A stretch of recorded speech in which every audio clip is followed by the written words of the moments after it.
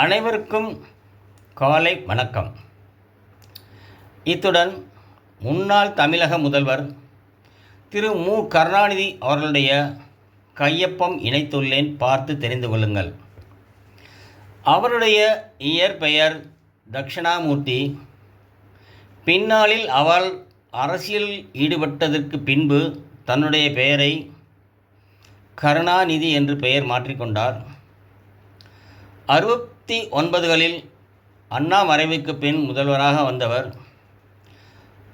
தொடர்ந்து 2-3 முறை ஆட்சியில் இருந்தவர். அவருடைய தமிழ் கையெழுத்தை பாருங்கள். அவர் பெயர் தெளிவாக இருக்கும். மேலே சுழித்திருப்பது ஊ போன்று இருக்கும். ஆரம்பம் முதல் உயர்வாகவே இருக்கும். கடைசியின் முடிவிலும் வளர்ச்சியாகவே இருக்கும்.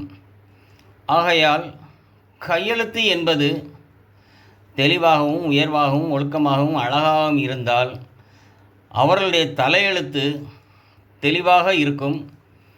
அதே நேரத்தில் பிறர் போற்றும் வகையிலும் இருக்கும். அந்த கையெழுத்து போட்டு அவர் அதிகாரத்திற்கு வந்ததற்கு பிறகு ஏன் அவர் துன்பமே அனுபவிக்கவில்லையா என்று கேட்பார்கள்.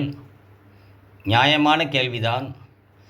அவருடைய கையெழுத்தை ஒரு 6 பகுதியாக பிரித்தோம் என்றால் அதில் இடைப்பட்ட காலத்தில் உள்ள சுருக்கங்கள், இடைவெளி ஆகியவற்றை வைத்து அந்த காலங்களில் அவருக்கு சில இடைஞ்சல் வருவதற்கு வாய்ப்பு உண்டு என்று என் போன்ற சிலரால் கணிக்க முடியும் என்பது என்னுடைய எண்ணம்.